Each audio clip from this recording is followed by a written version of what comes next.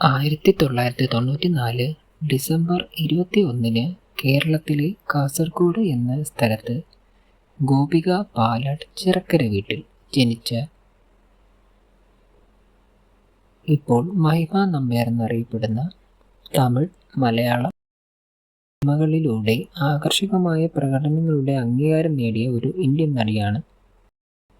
വൈവിധ്യമാർന്ന കഥാപാത്രങ്ങളെ അവതരിപ്പിക്കാനുള്ള കഴിവും ദക്ഷിണേന്ത്യൻ ചലച്ചിത്ര മേഖലയിൽ സ്ഥിരമായ ഒരു പ്രശസ്തിയും ഇവർക്ക് കെട്ടിപ്പടുക്കാൻ സാധിച്ചിട്ടുണ്ട്.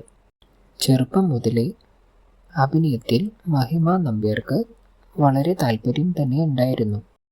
ഇംഗ്ലീഷ് സാഹിത്യത്തിൽ BA എടുക്കുന്നതിനിടയിൽ ഒരു ക്ലാസിക്കൽ നർത്തകിയും ഗായികയും എന്ന നിലയിലും അവർ തൻ്റെ കഴിവുകൾ മെച്ചപ്പെടുത്തിയിരുന്നു.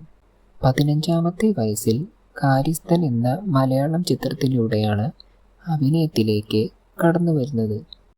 അത് ഒരു ചെറിയ വേഷം ആയിരുന്നു. സാട്ടേ എന്ന ചിത്രത്തിലൂടെ തമിഴിലും അരങ്ങേറ്റം കുറിച്ചു.